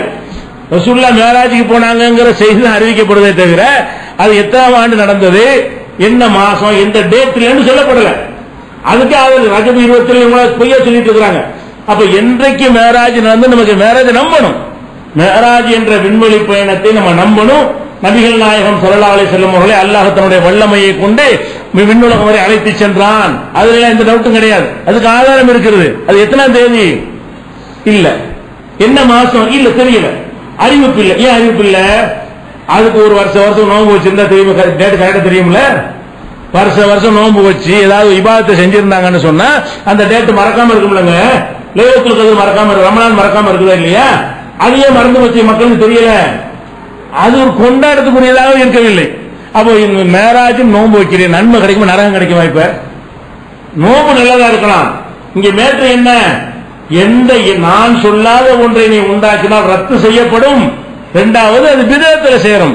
பிதஅத்து நரகத்தில் சேரும். அல்லாஹ் என்ன செய்வான்? நோன்பு வைக்க மாட்டான். இதை யாரு சொல்லி செஞ்ச? இதை சொன்ன இறைவன் யாருடா உனக்கு? நாங்களா இறைவன்? நான் சொல்லி நோன்பு வைக்கணும், நீனா ஒரு ராஜ்யத்துல ஓ மார்க்கமா? அப்ப உங்க அப்பா விட்டு மார்க்கமா? அல்ல கேட்க மாட்டானா? அப்ப அல்லாஹ் எதனால கோபம் வருது? நீங்க செய்யறது நல்ல நோன்பாக இருந்தாலும் மேராஜ் அன்னைக்கு 40 ரக்காத்து 200 ரக்காத்து நோட்டீஸ் எல்லாம் போடுறாங்க. 100 ரக்காத்து என்ன புதுசு தொழுகையெல்லாம் உண்டாக்கி இருக்கிறாங்க. இதெல்லாம் எங்க இருக்கு? குர்ஆன்ல இருக்கு, ஹதீஸ்ல இல்ல. இவங்க எல்லாம் வருமானத்துக்கு உண்டாக்கி இருக்கிறாங்க. விடிவரை முடிச்சிருக்கிறது, அது மக்கள்கிட்ட வசூல் பண்ணுவதற்காக வேண்டிய கண்டுபிடிச்ச ஒரு விளையாட்டு. அப்ப இதை நம்ம செஞ்சோம்னா பாவம்ங்கிறது கூலி கிடைக்காம பொருள் விஷயம் நரகத்துக்கு போயிடும். எதெல்லாம் நரகத்துக்கு போறோம்? அல்லாஹ்வுடைய அதிகாரத்தை மனுஷனுக்கு கொடுக்குறேன். மனுஷன் சொன்னாலும் கேட்க ரெடியா இருக்கு. நீங்க மேராஜ் நோமா வைப்பீங்க, மீலாதுல் அம்மா ரெடிப்பீங்க, மௌலுதுமா ரெடிப்பீங்க. அப்ப அவன் சொன்னாலும் கேட்பீங்கன்னு சொன்னா அப்ப உங்களுக்கு யாரு அல்லா? நான் அல்லவா அவன் அல்லவா? இந்த ஒரு தோரணையில் அல்லாஹ் ரப்புல் ஆலமீன் இந்த வஹி மட்டும்தான் மார்க்கம் என்பதை அழுத்தம் திருத்தமா சொல்றான். அதை விட அல்லாஹ்வுடைய அதிகாரத்தை ஒரு ஆள் கொடுக்கிறதா இருந்தா அவனுடைய தூதரை கொடுக்கணும். நம்ம எல்லாம் கொடுங்க, நமக்குள்ள அதிகாரம் கிடையாது, அதெல்லாம் விட்டுருவோம். நபிகள் நாயகத்துக்கு அதிகாரத்தை எல்லாம் கொடுக்குறானா? அல்லாஹ் என்ன சொல்றான்னு கேட்ட, அந்த மார்க்கத்துல தூதராக நபிகள் நாயகம் ஸல்லல்லாஹு அலைஹி வஸல்லம் அவங்களை அனுப்புறான். அவங்களுக்கு முன்னாடி ஏராளமான நபிமார்கள் அனுப்புறான். இந்த நபிமார்களுக்கெல்லாம் அல்லாஹ் சொல்லி கொடுத்த விஷயம் என்ன? நான் சொல்றது சொல்லணும். நபிமார்கள் சொல்லி கொடுத்த மேட்டர் என்னது? இன் அலர் ருசுலி இல்லல் பலாகுல் முபீன். ரசூல்மார்களுடைய வேலை தெளிவாக எடுத்து சொல்றது மட்டும்தான். நாங்க சொல்றதுதான் சொல்லணும். இஷ்டத்துக்கு கையில மடியில ரசூலுல்லாஹ் ஐடியா பண்ணி சிந்திச்சு பார்த்து இன்னைக்கு இப்படி செய்வோம், நாளைக்கு அதை சொல்லுவோம் அப்படின்னு சொன்னார்களேயானால் அதை அல்லாஹ் ஏற்றுக்கொள்ள மாட்டான். நபிகள் நாயகர் அல்லாஹ்வுடைய தூதராக இருந்தாலும் அவங்க எதற்கா சொல்லணும்? அல்லாஹ்விலிருந்து வந்ததான் சொல்லணும். அல்லாஹ்விலிருந்து வராம அவங்களா ஒன்னு ரெண்டு விஷயத்தை செஞ்சிருக்கிறாங்க. சில நேரங்கள்ல மனிதர்கள் என்ற முறையில சில நேரங்கள் அவங்களா சில முடிவுகளை எடுத்தாங்க. வஹி வரல. வஹி வராமல் அவங்க சில முடிவுகளை எடுத்திருக்கும் பொழுது அல்லாஹ் கடுமையா கண்டிக்கிறான். இப்படி நீ செய்யலாம், நான் சொல்றதுக்கு முன்னாடி நீ எப்படி செய்வ? ரசூல் ஸல்லல்லாஹு அலைஹி வஸல்லம் அவர்களை பார்த்து இப்படி அல்லாஹ் கேட்டான்னு சொன்னா, இந்த உலமா பெரியார் மகானுக்கெல்லாம் இருக்குமா சட்டம் வைக்கிற அதிகாரம்? சஹாபாக்களுக்கெல்லாம் இருக்குமா? அல்லாஹ்வுடைய ரசூல் கையிலேயே எப்படி இல்லைங்கிறான் அல்லாஹ். பாருங்க, மக்கள்கிட்ட கேட்கிறாங்க, ஒய்லா துத்லா அலைஹிம் ஆயாத்துனா பையினாத், நம்முடைய தெளிவான வசனங்களை அந்த மக்களுக்கு ஓதி காட்டும் பொழுது, காலல்லதீன லா யர்ஜூன லிகானா, நம்முடைய சந்திப்பை மரணத்துக்கு ஒரு வாழ்க்கை இருக்குது, அல்லாஹ்வை சந்திக்கணும் என்பதை நம்பாத மக்கள் கேட்கிறார்கள். இஹ்திபி குர்ஆனின் கைரி ஹாதா, வேற குர்ஆனை கொண்டு வா, இது என்ன கடுமையா இருக்கு, போதனைலாம் இப்ப மாதிரியா இருக்கு, நீ வேற குர்ஆனை கொண்டு வா என்று முகமது ஒரு இடத்துல கேட்கிறார்கள். அவ பத்தியில் அல்ல கொஞ்சம் சேஞ்ச் பண்ணி சொல்லு, இல்ல போல்ட குர்ஆன் போட்டதே சொல்லுது, எல்லாம் வெட்டு குத்துமா தான் இருக்கு. குர்ஆன் எந்த போதனையா இருந்தாலும் வளைஞ்சு இந்த பூசி மொழியோட விளையாட்டு இருக்காது. எஜமான் அப்படிதான் சொல்லுவான். நண்பர்களுக்குள்ள பூசி மொழி பேசிக்கிறாங்க. எஜமான அடிமைக்கு கட்டளை போடும் போது அடிச்சுதான் செய்வாங்க சொல்லுவான். அல்லாஹ்வுடைய எந்த ஒரு இதுவுமே என்ன செய்யாது, கெஞ்சிற மாதிரிலாம் இருக்காது. செய்யி கட்டளை அப்படிதான், நரகம் அப்படிதான் எச்சரிக்கை பண்ணுவான். அது அவங்களுக்கு பிடிக்கல. என்ன செய்யறாங்க? ஏத்திவி குர்ஆன் கைரி ஹாதா, வேற குர்ஆன் கொண்டுட்டு வா, நீ நல்ல ஆள் தாண்டி சொல்ற குர்ஆன் கொஞ்சம் பிடிக்க மாட்டேங்குது, வேற குர்ஆனை கொண்டுட்டு வா, அவ பத்தியில கொஞ்சம் மாத்தி சொல்லு அப்படின்னு கேட்கிறாங்க. புல் நபி நீங்கள் சொல்லுங்கள், மா யகூனுலி அன் உபத்திலஹு மின் தில்காய் நஃப்ஸி, என் புறத்திலிருந்து மாத்துகிற அதிகாரம் எனக்கு இல்லை. இன் அத்தபியு இல்லாமா யூஹா இலைய, எனக்கு அறிவிக்கப்படுவதை தவிர நான் வேற எதையும் சொல்வது கிடையாது. இன்னி அஹாபு இன் அஸைது ரப்பி அஸாப யௌமின் அதீம், நான் அல்லாஹ்வுக்கு மாறு செஞ்சு உன்னோடக்கும் ஏதாவது சொந்தமா சொல்லிட்டேன்னு சொன்னா அல்லாஹ்வுடைய கடும் தண்டனைக்கு நான் அஞ்சுகிறேன். நான் அல்லாஹ்வுடைய தூதராக இருந்தாலும் அங்கிருந்து வந்ததான் சொல்லுவேனே தவிர வந்ததை மாத்தியும் சொல்ல மாட்டேன், கூட்டியும் சொல்ல மாட்டேன், குறைச்சியும் சொல்ல மாட்டேன். அப்படி சொல்லிவிட்டால் என்னையும் அல்லாஹ் வேதனை செய்வான், என்னுடைய இறைவன் என்ன செய்வான், என்னையும் தண்டித்து விடுவான் என்று 10:15 இருக்கிற 10வது அத்தியாயத்தில் 15வது வசனத்தை சொல்லி காட்டுறான். இதுல என்ன வருது? நபிகள் நாயகம் ஸல்லல்லாஹு அலைஹி வஸல்லம் அல்லாஹ்வுடைய தூதராக இருந்தாலும் வந்ததை தான் அவங்க சொல்லணும். அல்லாஹ்விலிருந்து என்ன செய்தி வருதோ அதைத்தான் அவங்க சொல்ல வேண்டும். அப்ப மற்றவங்களுக்கு அதிகாரம் இருக்குமா? இஸ்லாத்தின் ஆதாரம் வஹி மட்டும்தான்னா, நபிகள் நாயகத்துக்கு வஹி இல்லைன்னு 2 நிலை இருக்கு. பின்னாடி வளர்க்குவோம். வஹியாக அவங்க சொன்னதுதான் மார்க்கமாகும், வஹி இல்லாத எதுவும் மார்க்கமாகாது என்பதற்கு தான் இந்த வசனம் ஆதாரமாக இருக்கிறது. அதே மாதிரி இன்னொரு இடத்துல எல்லாம் சொல்லி காட்டுகிறான். இது நபிகள் நாயகத்தின் வாழ்க்கையில் இருந்து ஒரு சம்பவம். என்ன சம்பவம்னா, அவங்க மனைவிமார்களுக்கு மத்தியில அடிக்கடி சண்டைகள் நடக்கும். எல்லா அதிகமான மனைவிகள் இருந்தாங்கன்னு சொன்னா இந்த சக்களத்தி சண்டைகள்லாம் நடக்கும். அப்ப அவங்க ஒரு மனைவி வீட்டுல போய் என்ன செய்வாங்கன்னா, தேன் அருந்திட்டு வந்தாங்களா, இன்னொரு மனைவி என்ன செய்யறாங்கன்னு கேட்டா 2 பேர் பிளான் பண்ணிக்கிறாங்க. தேன் குடிச்சிட்டு வர்றாங்க, நம்ம தேன்ல அருவருக்கத்தக்க ஒரு வாடை வருதுன்னு நம்ம சொல்லுவோம், அது கூட அவங்க தேனை விட்டுருவாங்க, அந்த பக்கம் போகவே மாட்டாங்க அப்படி நினைத்துக் கொண்டு ரசூலுல்லாஹ் வந்தவுடனே உங்கள்ட்ட இந்த மகாபீருங்கிற ஒரு துர்வாடை வருகிறது அப்படிங்கிறாங்க. ரசூலுல்லாஹ் நினைச்சிட்டாங்க, அப்ப தேன்ல இந்த வாடை வருது போல இருக்கு, நம்ம தேனை சாப்பிட்டு வந்தோம், நம்மள்ட்ட இந்த வாடை வருதுன்னு சொல்றாங்களே அப்படின்னு சொல்லிட்டு இன்னையில இருந்து தேனை ஹராம், தேனை தொட மாட்டேனே அப்படின்ட்டாங்க. மனைவிட்டு ஏற்பட்ட ஒரு பஞ்சாயத்துக்காக வேண்டி தேனை என்ன செஞ்சிட்டாங்க, ஹராம் ஆக்கிட்டாங்க. அல்ல இது சின்ன குடும்ப விஷயம், மனைவி சண்டையில தேன் சாப்பிட மாட்டேங்கிற விஷயம் வேற. அப்ப இதை கூட அல்லாஹ் பிடிக்கல. இதை நீங்க சொல்லலாம், தேனை நான் ஹலால் ஆக்கி இருக்கிறேன், நீ பிடிக்காது திங்காம இருந்துட்டு போ, ஹராமாக்கு நீ யாரு? அல்லாஹ் எப்படி கேட்கிறான்? சூரத்து தஹரீம் அந்த சூராவுக்கு பேரு ஹராமாக்குதல். முதல் வசனமே அப்படிதான் இருக்கு. 66வது அத்தியாயத்துல 1வது வசனம், யா அய்யுஹன் நபியு, நபியே, லீம துஹர்ரிமு மா அஹல்லல்லாஹு லக, அல்லாஹ் ஹலால் ஆக்கியதை நீ ஏன் ஹராமாக்கினாய்? தேனை நான் ஹலால் ஆக்கியிருக்கேனா இல்லையா? குர்ஆன்ல தேனை பத்தி சொன்னா இல்லையா? தேனீக்கள், தேன் 16வது சூரா இருக்கிறது, அதுல தேனி இருக்கிறது. யஹ்ருஜு மின் புத்தூனிஹா ஷராபுன், அது முக்தலிஃபின் அல்வான், பல நிறங்களை கொண்ட பானம் அதில் உருவாகிறது. ஃபீஹி ஷிஃபாஉல் லின்னாஸ், அது மனிதர்களுக்கு நிவாரணம், நோய் நிவாரணம் இருக்கிறது என்றெல்லாம் தேனை பற்றி அல்லாஹ் புகழ்ந்து சொல்கிறான். அப்ப தேன் ஒரு நல்ல உணவுப் பொருள் என்று அல்லாஹ் ஹலால் ஆக்கி இருக்கும் பொழுது நபிகள் நாயகம் ஸல்லல்லாஹு அலைஹி வஸல்லம் சொந்த மேட்டருக்காக வேண்டி இனிமே தேனை தொடமாட்டேன்னுட்டாங்க, தேனை ஹராம் ஆக்கிட்டேன்ட்டாங்க. அல்லாஹ் என்ன செய்யறான்? யா அய்யுஹன் நபி, நபியே, லிம துஹர்ரிமு, நீ ஏன் ஹராம் ஆக்குகிறாய்? மா அஹல்லல்லாஹு லக, அல்லாஹ் உனக்கு ஹலால் ஆக்கியதை தபுத்தகை மர்லாத் அஸ்வாஜிக, உன் மனைவிமார்களை திருப்திப்படுத்துவதற்காக வேண்டி நீ எப்படி ஹராமாக்கலாம் என்று கண்டிக்கலாம். அப்ப நபிகள் நாயகம் ஸல்லல்லாஹு அலைஹி வஸல்லம் அவர்களுக்கு அந்த தேனை பிடிக்க ஒரு பிரச்சனையினால வெறுப்பு ஏற்படுகிறது. அதனால அவங்க ஹராம் என்று அறிவிக்கிறாங்க. இது சாதாரணமா விட்டுட்டு போயிடலாமா இல்லையா? கோவத்தை சொல்லிட்டு போயிட்டாங்கன்னு அல்லாஹ்வுடைய அதிகாரத்தை கவனிக்க, அல்லாஹ் இதுதான் கவனிக்க. என்ன மேட்டர் பாக்குறான்? நம்ம வேலையில இது ஹராம் ஆக்குறது, நம்ம வேலையில இது இவர் எப்படி இருப்பாரு? நான் தூதரை நியமிச்சா அந்த அதிகாரம் இவருக்கு வந்துருமா? நான் சொன்னதானே இவர் சொல்லணும். நான் ஹலால் ஒண்ணு சொல்லி இருக்கும்போது எப்படி ஹராம்டாருனா, நீங்க நாங்க சொல்றதுல ஹராம்டா ஹராம் ஆயிராது. அல்லாஹ்வுடைய ரசூல் ஒண்ணு ஹராம்னா ஹராம் ஆயிருமா இல்லையா? அப்ப ஹராம் மக்கள் புரிஞ்சுக்கிட்டாங்கன்னா நீங்க மாறி போயிடும். அதுக்காக நீ அல்லாஹ் கண்டிக்கிற ரசூலாக இருந்தா கூட அதுக்கு இடம் கிடையாது. எது கிடையாது? வஹி வந்ததுக்கு மாற்றமாகவோ வஹி இல்லாத முடிவெடுப்பவோ நபிகள் நாயகத்துக்கு அதிகாரம் கிடையாதுன்னு சொன்னா மற்றவங்களுக்கு எப்படி இருக்கும்? பெரியார் மகான சஹாபிக்கெல்லாம் எப்படி மார்க்கம் சொல்ற அதிகாரம் வரும்? யோசிச்சு பாருங்க. இது ஒரு விஷயம். அதே மாதிரி நபிகள் நாயகம் ஸல்லல்லாஹு அலைஹி வஸல்லம் நெருக்கடியான காலத்தில் யுத்தங்கள் அடிக்கடி சந்திச்சுட்டு இருந்தாங்க. அப்ப யுத்தங்களுக்கு போகும்போது என்ன செய்வாங்கன்னு கேட்டா, சில ஆளுக்கு முன்னாடி என்ன செய்வாங்க, முனாஃபிக்குகள்லாம் வயிற்று வலிக்குது, தலைவலிக்குது, அது இது இருக்கு, ஏதாவது சொல்லி வரமாட்டோம்னு ஒரு காரணம் சொல்லுவாங்க.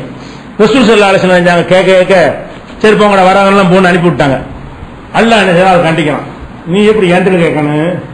யார் இந்த கேட்கிறாங்க, பர்மிஷன் கொடுக்கவா வேணாமா? நீ ஏன்ட்டு கேட்கணும்? அல்லாஹ் கேட்கிறான் பாரு 9வது அத்தியாயத்தில் 43 வசனத்துல, அஃபல்லாஹு அன்க, நீ செஞ்ச தப்ப நான் மன்னிச்சிட்டேன். முதல்ல தப்பு மன்னிச்சிட்டேன்றான்ல, நீ செஞ்ச தப்பு தான், இனிமே செய்யாத மன்னிச்சிட்டேன். லிம அதின் தலைவன், நீ எப்படி அவங்களுக்கு பர்மிஷன் கொடுத்த? ஹத்தா எத்த பையன லக்கல்லதீன சதகு வ தாலமல் காதிபின், பொய் சொல்றவன் யாரு உண்மையாளர் யாருன்னு கண்டுபிடிக்காத வரைக்கும் நீ எப்படி அனுமதி கொடுத்த? அவன் பாட்டு பொய் சொல்லிட்டு வைத்து வலிங்க, நீ மட்டும் விட்டுற, வந்துதான் ஆவணும்னு சொல்லு. அப்பதான் அவன் எல்லாம் கரெக்டானவன் யாரு முனாஃபிக்கான்னு உனக்கு தெரியும். நீ பாட்டு போர் நேரத்தில் செலவு கேட்டவன செலவு கொடுத்தீங்கன்னு சொன்னா ஏமாத்திட்டு போயிடுவான். அப்ப உண்மையாளர்களையும் பொய்யர்களையும் பிரித்தறிவதாக இருந்தால் இந்த போருக்கு எவன்லாம் வர்றானோ அவன்லாம் உண்மையாளன். நெருக்கடியான நேரத்தில் யாரு போருக்கு வராம ஒளிஞ்சு கொள்றானோ அவன்லாம் பொய்யன் கண்டுபிடிக்கணுமா இல்லையா? நீ பர்மிஷன் கொடுத்தா அப்படி கண்டுபிடிக்கிறது, நான் பர்மிஷன் வாங்கிட்டு அப்படின்னு சொல்லி அல்லாஹ் என்ன செய்யறான்னு கேட்டா, நீ செஞ்ச மெத்தட் தப்பு, நீ இப்படி செஞ்சிருக்க கூடாது, நீ அனுமதி கொடுத்திருக்க கூடாது, இருந்தாலும் உன்னை மன்னிச்சுட்டேன், இனிமே செய்யாதுன்னு இருக்கும். இனிமேல் இந்த மாதிரி செய்யக்கூடாது, நீ செஞ்ச தவறு சின்ன ஒரு விஷயம், நான் போருக்கு போகாம இருக்க எனக்கு ஒரு பர்மிஷன் தாங்கன்னு கேட்டா, அல்லாஹ்வுடைய தூதர்ங்கிற முறையில, ஜனாதிபதிங்கிற முறையில, தளபதிங்கிற முறையில பர்மிஷன் கொடுத்தா நம்ம பார்ல குற்றம் இல்லது, ரசூலுல்லாஹ் செஞ்சது. ஆனா அல்லாஹ் அதையும் குற்றம் போறான். எப்படி நீ தூதர், நான் என்கிட்ட வஹி செய்து உனக்கு வந்துகிட்டு இருக்குது, வஹி இல்லாத மனுஷனா நீ? மற்ற மனிதர்கள் இப்படி செஞ்சுட்டு போயிடலாம். என்னிடத்துல வஹி தொடர்பு இருக்கிற ஒரு ஆள் ஒரு முடிவு எடுக்கிறதா இருந்தா என்கிட்ட என்ன செய்தி வருதுன்னு பார்க்கணும், வெயிட் பண்ணணும். நீ எப்படி செஞ்சேன்னு கேட்கிற அளவுக்கு அல்லாத கடும் பிரச்சனையாக ஆக்கிக்கிறான், விட்டு கொடுக்க மாட்டேங்கிறான். அதே மாதிரி ஒரு யுத்தத்தில் என்ன செய்யறாங்கன்னா, கைதிகள் எல்லாம் பிடிக்கப்படுறாங்க. கடுமையான எதிரிகள் சண்டைக்கு வரக்கூடிய நேரத்தில் கைதிகளை பிடிக்கப்படுறவங்கள அதை 2 விதமா கையாளுவாங்க. எப்படி கையாளுவாங்கன்னா, அந்த கைதிகளை பிரிச்சு கொடுக்குறது. எதிரிகள் தோத்து போன பிறகு கைதிகள் எல்லாம் பிடிச்ச ஆளாளுக்கு நீ 2 கைதி வச்சுக்க, நீங்க 2 கைதி வச்சுக்கன்னு பிரிச்சு கொடுப்பாங்க. இது ஒரு மரபு இருந்துச்சு. சில நேரத்தில் கொண்டு விடுவாங்க. கைதிகளை பிடிக்கப்பட்டவங்க என்ன செய்வாங்க, கொலை பண்ணிடுவாங்க. அது எப்படி செய்வாங்கன்னு கேட்டா, ரொம்ப நெருக்கடியான எதிரிகளுடைய தொல்லை ஜாஸ்தியா இருக்குன்னு சொன்னா, இவங்களுக்கு விடுதலை செஞ்சோம்னா நாளைக்கு படகுட்டு வருவான், விடுதலை செய்தால் படகு கட்டிட்டு மறு சண்டைக்கு நம்ம தயாராகணும். அப்படியான வங்காபிர்களா இருப்பார்களே ஆனால் அவங்க எல்லாம் முடிச்சிடணும். எதிரிகளை வந்து வச்சிருந்தோம்னா நாளைக்கு இவங்களை திருப்பி திருப்பி சண்டை போட்டுட்டு இருக்கணும் அப்படிங்கிற ஒரு நிலையில ஒரு முடிவு எடுப்பாங்க. சில நேரங்கள்ல ரூபாயை கொடுத்துட்டு மீட்டிட்டு போ, உன் குடும்பத்தார வர சொல்லு, ஆளுக்கு 10 லட்சம் ரூபாய் கொடுத்து போ, திருப்பி கூட்டிட்டு போ, இந்த மாதிரியான முறையில என்ன செய்வாங்க, விடுவிப்பாங்க. அல்லது கைதிகளா வச்சுக்கிறாங்க. பலவிதமான முடிவு எடுப்பாங்க. ஒரு போர்ல நபிகள் நாயகம் ஸல்லல்லாஹு அலைஹி வஸல்லம் என்ன செய்யறாங்கன்னு கேட்டா, இந்த கைதிகளை வந்து கொல்லணும்னு சொல்லி அபூபக்கர் உமர் எல்லாம் சொல்றாங்க. விடக்கூடாது, இவங்க விட்டா என்ன செய்வாங்க, சும்மா ரொம்ப சண்டைக்கு வந்திருக்கிறாங்க, வந்த இடத்துல இவ்வளவு பெரிய சேதத்தை நமக்கு ஏற்படுத்திருக்காங்க, நம்ம செல் இவ்வளவு பேர் இறந்திருக்கிறோம், இவனை அனுப்பி விட்டோம்னா நாளைக்கு இதேமா தயார்படுத்திட்டு வருவான்னு சொல்லி மறுக்கிறாங்க. ரசூலுல்லாஹ் இறக்கப்பட்டு நினைச்சிட்டாங்க, உங்களாட பணத்தை கொடுத்து விடுதலை போங்கடான்னு சொல்லிட்டாங்க. அப்ப அல்லாஹ் என்ன செய்யறாங்க, கண்டிக்கிறான். மாக்கான லின் நபிய் ஐயக்கூனு வஸ்ரா, நபிக்கு வந்து கைதிகளை வைத்துக் கொள்கிற உரிமை கிடையாது. ஹத்தா யுஸ்ஹின பில்லர், பூமியில வலிமையை உண்டாக்கி கொள்ற வரைக்கும் நல்ல வலுவாய்க்க, இவங்க போயிட்டு திருப்பிக்கிட்டு வந்தால் நம்மள அசைக்க முடியாது அப்படின்னு பலமான ஆயிட்டோம்னு சொன்னா விட்டுடலாம். நம்ம ஒரு பெரிய சக்தியா இருக்கும் பொழுது சண்டைக்கு வந்தான்னு வைங்களேன், இவன் போய் 100 பேரை திரட்டிட்டு வந்தால் நம்மளை ஜெயிக்க முடியாது அப்படின்னு ஒரு வலுவான சாம்ராஜ்யம் உருவாகிற வரைக்கும் கைதிகளாக வைத்துக் கொள்ள கூடாது. இது தப்பு. துரிதுன அருள் ஹயாத் துன்யா, அருள் துன்யா, துன்யாவுடைய சாதனத்தை நீங்கள் விரும்புகிறீர்கள். ஆளுக்கு 2 கைதியை வச்சுட்டா லாபம் தானே, வீட்டு வேலைக்கெல்லாம் யூஸ் ஆவாங்கல்ல, அப்படின்னு நீங்க விரும்புறீங்க. ஒல்லாஹு யுரீதுல் ஆகிரா, அல்லாஹ் வந்து ஆகிரத்தை விரும்புகிறான், அதனால கவனமா இருந்து சொல்லிட்டு, லவ்லா கிதாபும் மினல்லாஹி சபக, அல்லாஹ்விடமிருந்து ஏற்கனவே உங்களை மன்னித்து விட்டதாக ஒரு எழுத்துமான விதி இல்லாமல் இருந்தால் லமஸ்ஸக்கும் ஃபீமா அகத்தும் அதாபுன் அலீம், நீங்கள் இந்த கைதிகளை சரியான முறையில் தண்டிக்காமல் விட்டதற்காக கடும் தண்டனை உங்களுக்கு ஏற்பட்டிருக்கும். கைதிகளை பிடிக்கிறீங்க, நீங்களே பலவீனமா இருக்கிறீங்க, உங்க இஸ்லாமிய சாம்ராஜ்யம் உறுதியாக ஆகல, இந்த நேரத்தில் வந்து எதிரிகளை விட்டு திருப்பி திருப்பி அவனை சண்டைக்கு வர்றதுக்கு விட்டீங்கன்னு சொன்னா பெரிய குற்றம். இதை செஞ்சதை நான் உங்களை தண்டிச்சிருப்பேன், தண்டிக்க வேண்டாம் என்று நான் ஒரு முடிவை எடுத்துட்ட காரணத்தினால் நீங்கள் தப்பித்துக் கொண்டீர்கள். நபிகள் நாயகத்தை சேர்த்து சொல்றான், நீங்கள் செஞ்ச காரியத்திற்கு அல்லாஹ்விடமிருந்து கடும் தண்டனை கிடைத்திருக்கும். அப்ப இந்த மாதிரி முடிவு எடுக்கிறது கூட ரசூலுல்லாஹ்வுக்கு அதிகாரம் இல்லைன்னு அல்லாஹ் சொல்லி காட்டுகிறான். அதே மாதிரி அல்லாஹ் சொல்றான் பாருங்க, உலவு தகவல் அலைனா பாதல் அக்காவில், இந்த முகமது நான் தூதராக அனுப்பியிருக்கிறேன், இவங்க வந்து சில சொற்களை சுயமாக இட்டு கட்டி விட்டார் என்று வைத்துக் கொண்டார். உலவு தகவல் அலைனா பாதல் அக்காவில், நான் சில விஷயங்களை சொல்றேன், நான் சொல்லாத உன்னையும் இதான் இஸ்லாமு இதான் மார்க்கம் அப்படின்னு அவரா சொன்னார்னு வைங்க. அப்படி செய்தால் லஅகதுனா மின்ஹு பில் யமீன், அவரை வலக்கரத்தால் பிடிப்பேன். சும்மல கதானா மின்ஹுல் வதீன், அவர் நாடி நரம்பை தரித்து விடுவேன். ஃபமா மின்கும் மின் அஹதின் அன்ஹு ஹாஜிஸீன், அதை விட்டு உங்களை எவனும் தடுக்க முடியாது. ரசூலுல்லாஹ் ஸல்லல்லாஹு அலைஹி சொல்றான், இந்த முகமதை நான் தூதரா நியமிச்சிருக்கிறேன், நான் சொன்னது தான் அவர் உங்களுக்கு சொல்லணும், நான் சொல்லாதெல்லாம் அவரா இஷ்டத்துக்கு மார்க்கம்னு சொன்னார்னு வைங்க, வலது கையால் பிடிப்பா பலமா பிடிக்கணும் அர்த்தம். இடது கையால் பிடிக்கிறத விட வலது கையால பிடிச்சா கொஞ்சம் ஸ்ட்ராங்கா இருக்கும்ல, அதுக்காக எல்லாம் அப்படி சொல்லி காட்டுறான். அவரை வலக்கரத்தால் பிடித்து நாடி நரம்பை, இந்த முகமது நபியுடைய நாடி நரம்பை தரித்து விடுவேன். நான் எவ்வளவு நம்பி பொறுப்பை படைச்சிருக்கிறேன், அவர் இஷ்டத்துக்கு இருந்தா சொன்னா விடுவானா, தரித்து விடுவேன். அப்படி செய்ய நினைத்தால் உங்களில் எவனும் அவரை காப்பாற்ற முடியாது. எவ்வளவு கடும் வார்த்தை பாருங்க. இந்த மார்க்கத்தில் அல்லாஹ்வுடைய தூதருக்கு பவர் இல்லைங்கிறான். ரசூலுல்லாஹா இருந்தாலும் ஒவ்வொரு செய்தியையும் அங்கேருந்து வருதான்னு பார்த்து பார்த்து சொல்லுவாங்க. அப்படி சொன்னாங்க, இப்படி செய்யணும் இல்ல இப்படி செய்யணும் மாட்டாங்க. ரசூல் ஸல்லல்லாஹு அலைஹி வஸல்லம் இட்டு கட்டிடுவாங்களா, எதுக்கு இதை சொல்லி காட்டுறான், இந்த மாதிரி கண்டவன் சொல்ற கேட்டு நாசமாயிடக்கூடாதுங்கிறத எச்சரிக்கிறான். ரசூலுல்லாஹ் அப்படி செய்வாங்க, இட்டு கட்டிடுவாங்க. இதை சொல்றதுக்கு அர்த்தம் என்ன, நபிகள் நாயகம் ஸல்லல்லாஹு அலைஹி வஸல்லம் அவர்கள் அவ்வளவு நம்பிக்கையாக இருப்பார்கள், அல்லாஹ் தேர்ந்தெடுத்திருக்கிறான், ஒரு காலத்தில் இட்டு கட்ட மாட்டார்கள். இது எதுக்கு சொல்றான், நபியவே நான் இப்படி விட மாட்டேன்டா, உனக்கு என்னடா, அதுக்கு தான். அப்ப உலவு தகவல் அலைனா பாதல் அக்காவில், சில சொற்களை அவர் சொந்தமாக இட்டு கட்டி அவரா கற்பனையாக செய்து சொல்லி இருப்பாரையானால் லஅகதுனா மின்ஹு பில் யமீன், அவரை வலக்கரத்தால் நாம் பிடித்திருப்போம். சும்மல கதானா மின்ஹுல் வதீன், பிறகு நாடி நரம்பை தரித்திருப்போம். ஃபமா மின்கும் மின் அஹதின் அன்ஹு ஹாஜிஸீன், அதிலிருந்து தடுக்கிற எவனும் உங்களில் கிடையாது, நான் செஞ்சே தீருவேன் என்று 69வது அத்தியாயத்தில் 47வது வசனத்தில் சொல்லுகிறான். என்ன காட்டுது, ரசூல் ஸல்லல்லாஹு அலைஹி வஸல்லம் அல்லாஹ் சொல்லாத ஒன்ன சொல்லிட்டா பிடிச்சிருவாங்கிறான், நானே நம்ம தரிப்பேங்கிறான், உலகமே திறந்து வந்தாலும் அவருக்கு அவர் காப்பாற்ற இயலாதுங்கிறான்னா அந்த பவர்ல எப்படி இருக்கான் அல்லாஹ் பாருங்க, விட்டவே மாட்டேங்கிறான். இந்த நான் தாங்கிறதுல கட்டுறது ரசூலும் கிடையாது. ரசூல் கூட அந்த அதிகாரத்தை கொடுக்க தயாரா இல்லை. நான் தேர்ந்தெடுத்த ரசூல் தான். இந்த உலகத்து மக்கள் எல்லாம் ரொம்ப விருப்பமானவர் அவங்க தான் அல்லாஹ்வுக்கு, அதுல சந்தேகம் கிடையாது. ஆனா அதுக்கு ஒரு எல்லை இருக்குது, அதுக்கு ஒரு லிமிட் இருக்கிறது. அல்லாஹ்வுக்கு ஒரு எல்லை, அந்த சின்ன ஒரு நூலை எடுத்துட்டால் போது அவனுக்கு வர்ற கோபம் கடும் கோபமாக இருக்கும். அப்படின்னா இந்த இஸ்லாத்தின் ஆதாரம் இறைச்சி இருக்கிற என்ன ஆதாரம் வேணும்? இவ்வளவு அழுத்தமா இவ்வளவு கடுமையான வார்த்தைகளை அல்லாஹ் பயன்படுத்தி சொல்வதை பார்க்கிறோம்.